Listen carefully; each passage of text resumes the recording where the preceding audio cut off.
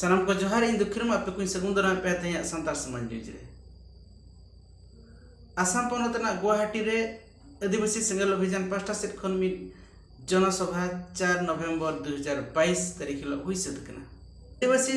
आदिवासी सेंगल अभियान दो नवा जनसभा खातिर बारा दाबी रे तहें कना मिटान दो आदिवासी को सारना धर्म ना मान्यता को नामा और दोसार दो आसाम रे आदिवासी सावते भारत जगत जहां आदिवासी को एसटी रे को हुआ उनको एसटी ना मान्यता को नामा और आसाम सरकार हो आदिवासी को संगे संगे आलो सेक्टर लगी अजा मिटांग षड्यंत्र चालू लेते जहां खातिर चे आसाम पनत ना जहां जायगा रे बांगमा जहां जिले रे संगे सांतार को ताहे कना ओना जिले खन उनको सांतार दो ओना जनसभा ते बाय सेक्टर चल को ताहे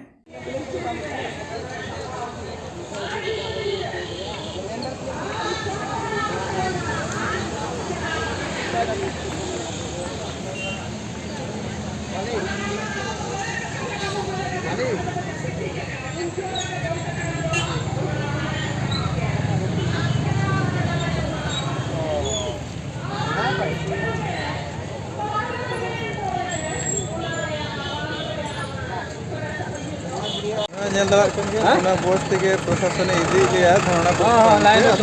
8 किलोमीटर सागिना तो रेलवे स्टेशन खन के नोडे प्रशासन सरकार इदी गया जाम फाम को हुआ सुरक्षा नेलते नोडे इदी दिया ओना बोस तेगले चला कना हमर बाल पतला लगाव कना हमर तेगले चला कना 5 राजरिन होर ले जेते कना तो 5 राज्य हर बस धरना स्थल को चलना आसाम सरकार नौकान एक्शन हुयन खातिर आदिवासी सेंगल अभियान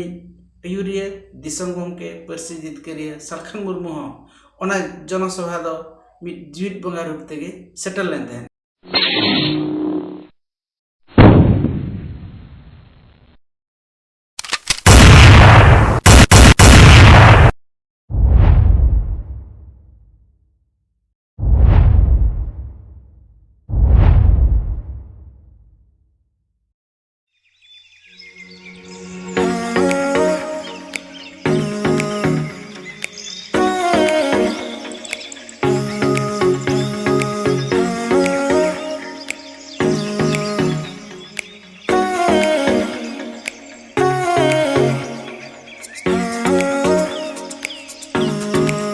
आदिवासी सेंगल अभियान लगातार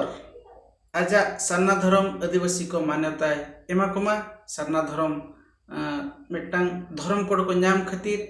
आदिवासी सेंगल अभियान पास्टा सेट खन लगातार तेहन धरिते पुण्य राज रे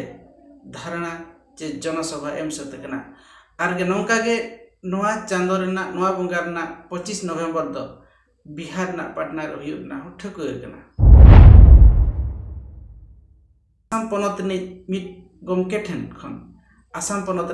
रैली इदी कते मिट बार कथा आंजम लगे होय गमके मारे जोहार गे अलिया उपरुम देवान सोरेन ना नितुम अलिया और आसाम पनत कोकराझार जिला कुचुगा ब्लॉक वाइस प्रेसिडेंट अलिया हुदा होय अदो आसाम जहां होला गुवाहाटी रे रैली ताही कना सिंगल अभियान पास्टा सेट कोन चेला रैली हुईना ओना गे ने को पोस्टर सेंड मिले खन भगिया होय गुवाहाटी रे ओका प्रोग्राम ताहे कना हां अब आदिवासी सिंगल अभियान से खन नवा प्रोग्राम दो बेस के हुईना मेनखान अडी गे प्रॉब्लम नवा तलारे आसाम सरकार षड्यंत्र लिकाते हुईना तो 3 तारीख नाइट रे नोडे जहां आले को गुवाहाटी सेवा लगी ट्रेन ले साब लगी चला लेना तो ओंडे हो अडिगान पुलिस प्रशासन से कौन परेशान हुई ना गाड़ी रे बाकू दे चलिया और आइमा नवा 5टी जिला रे उनका हुई ना तो इने को अडिगान बस ते चला गन रहन को कोनो 30-35 टी सुपर बस रिजर्व पते को चला गन थे प्रोग्राम रे तो उनको जतो को अटकाव के को और सारे रैली तो गमके भगी साइन के हुई ना तो नपाय ते हुई ना तो होय होय रैली तो भागी दिगे हुई ना aburen ge persijit kariye disem gongke jihut bongga Salkhan Murmu nui miten Twitter te ol katen beja ki aye Bharat rain वो राष्ट्रपति ठेन हो भारत रेन नई प्रधानमंत्री ठेन हो असम रेन नई हेमंत बिश्व शर्मा मुख्यमंत्री नई ठेन हो और उना लेकाते इन खन परे प्रशासन को आले जितान रे व्यवहार बेस कराव कदा को और अलवे सेन दाड़ियोदा उंडे प्रोग्राम रे और उना प्रोग्राम दो बेस के हुईना आले लगिन परे रेल स्टेशन खन प्रोग्राम टेन चला हजू लगी हो गाड़ी फ्री किदाए असम असम गवर्नमेंट फ्री किया होय असम गवर्नमेंट परे ते फ्री किदाए जे कमे 15 किलोमीटर रेलवे स्टेशन खन चला लगती ताहे कना आदो ओंडे चला हबी दो सरकार फ्री एम किदाए गाड़ी ठीक ठीक ठीक रेडी सरहा असम गवर्नमेंट होय होय तो गम के तिनेगान हर को सेटल ना लगभग तिनेगान हर ना राजीव को सेटल लेना और सेटर मा बढ़ती मा बुझो कम अपे ओडिशा बिहार झारखंड बंगाल असम रेन मा थोड़ा किछु कम गे हुई ना कारण ओका जगह रे 5टी जिला रे खूब संगे संगे संताल हर मिना गुना ओना जगह रे गे उनको कब्जा ला कि ओना जगह रे गे उनका अटकाव हुई ना ओना कतर संगी हर कम 50-60 हजार हर उनको के अटकाव को ताहे ना बाकू चला दरिया प्रोग्राम रे हाय हाय हाय तो एंट्री रे ओंडेना संख्या ताहे कना कमे लाख खन थोड़ा गन बढ़ती दो होई ना ठीक ठीक ठीक रेडी सरहा अदो रैली को हुई ब्रायन आपे को नपत के दिसम ते पे हेजना घर ते पे रोड हेजना तो होय आले दो व्यस्त गेले रोड है ना जतो के नपाय गे नितो अबरेन पसेजित क्रिया सलखान मुर्मू गोंके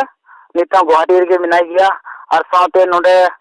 असम पनत स्टेट कमिटी जतो गुवाहाटी रे मिना को साहेब साथे और आले मा नोडे ब्लॉक लेकाते मिना लिया तो आले को दो जहां तिना पब्लिक को इदी होइना उनको को जतो निजर निजर दायित्व लेकाले अगु सिटर के को ठीक ठीक नपाय तिगी और इने खन ओडिशा बिहार बंगाल झारखंड रेन हो जहां तिना ताहे कना को उनको हो बेस लेका गाड़ी ले दे गोता को ठीक ठीक हो रेडी सरहा फोन ते कथा हुई कना नितो निंदो 9-10 बजे कोते मिन को दो तिये को घर और मिन को दो ना थोड़ा देरी नो अदो गमके तकिना तेहना कमी होरा चेत उनका खास थाहे कना सोशल मीडिया करे नेलो कना ओना को बारे बिन लेखान भगिया होय होय तिहिं अडी बेस अबु नो असम दिसम रेन मुख्यमंत्री नो ज्ञापन पत्र इमा दिया और साथे नोडेन गवर्नमेंट ऑफ इंडिया नो मिटेन मिनाया नो बेस लेका मिटेन ज्ञापन इमा दिया है साथे अब असम रेन नो राज्यपाल नो ज्ञापन पत्र इमा दिया है और जहां तिना नो 5टी जिला रे असम सरकार निर्देश लेकाते के पसेन नो प्रॉब्लम आदिवासी संतार को तला रे चला अक्तरे हुई ना नोआ को इदी कते नो एफआईआर चलाओ कना नितो हुजुगो कना पूरे 5टी जिला रे हाँ ठीक है अदो ओना को जाहो भगी हुई ना और जतो नापाय तेगे बो हेसेन ना अड़ी सरहाव कथा चादो बंगा माराम बुरु आशीर्वाद ते तो गमके आदिवासी सेंगल अभियान आपे असम स्टेट रे चलका कमी होरा चलू कना ओकालका हर को आदिवासी सेंगल अभियान आजा जहां तिना नीति को मेना आजा एम को ऑब्जेक्ट को मेना ओना बारे ते चेट को हर को लेया आपे असम स्टेट हर होय गोंके और पुरोगे आदिवासी सेंगल अभियान रे जुड़ित तो हिना और समर्थन के मिना को और ओका दो आशा बसम जाति धर्म बंचाव रिना कमी होरा अबरेन जीवत बंगा सरखान मुर्मू उदुया नोआ बेस लेका को बुझे गया और ओना खातिर के नोआ प्रोग्राम रे अडी के अडी संगी दो उडुक रना टारगेट ताहे कना लाख खनो बढ़ती असम रेन के जरवा रना टारगेट ताहे कना मेनकान नोआ थोड़ा प्रॉब्लम और कारण सरकार नोडे असम रेन बाय खजो कि असम रेन आदिवासी को एसटी को न्यामा से आदिवासी को धर्म जुड़ को न्यामा आदिवासी को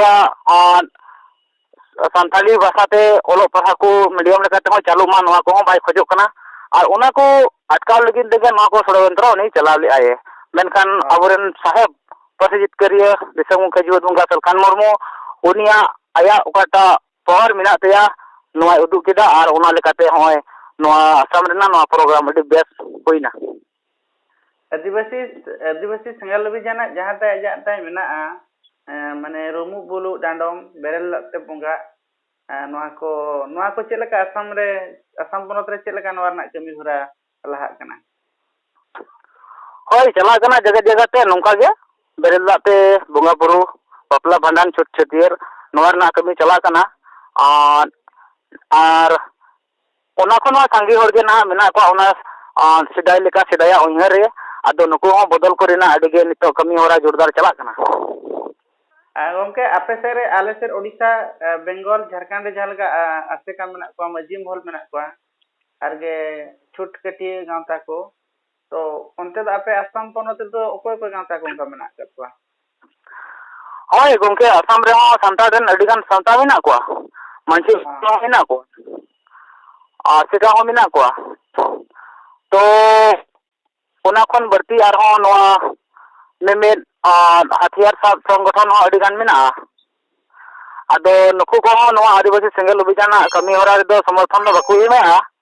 karon unku do hasa basa jati doram rena कोनो एजेंडा बनो तुकुआ और जत लिकाते अबु कटा धर्म कोड बन खोजगो कना सरना धर्म कोड नवा बनाव कुआ और नुकु सांता को इदी कटेन गे तिहिं अबि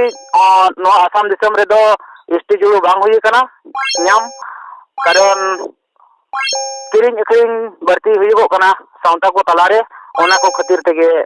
आसाम सरकार तेगे भी तो बाय बाध्यताव कना आदो आसमिना पूरा आदिवासी सिंगल अभियान संगठन रेना ओकाटा पोहार से कमी होरा एजेंडा मेना नोआरे पूरा विश्वास नेलो कना जे आसाम रे आदिवासी को एसटी जाति जनकरण जे को न्यामा ठीक है आदो तेहें आपे जहां होला रैली हुईना आसाम न्यूज़ पेपर द्वारा सोशल मीडिया करे ओकाला कना कथा चला कना ओकाला का को ओडो कना उछनना ओना को बारे में लेखन भगी नासेना होय उछन दो बेस लेका गे उछन कना पेपर करे हो न्यूज़ करे बेस गे नेलो कना हां गमके ठीक है एडी सरहा अबिन सला रोपड़ करते अबिन आसाम रेना जहां सिंगल अभियान रैली इदी करते मिटबार कथा बिन लई किया एडी सरहा गमके मा तें दो निना गे जोहार होय जोहार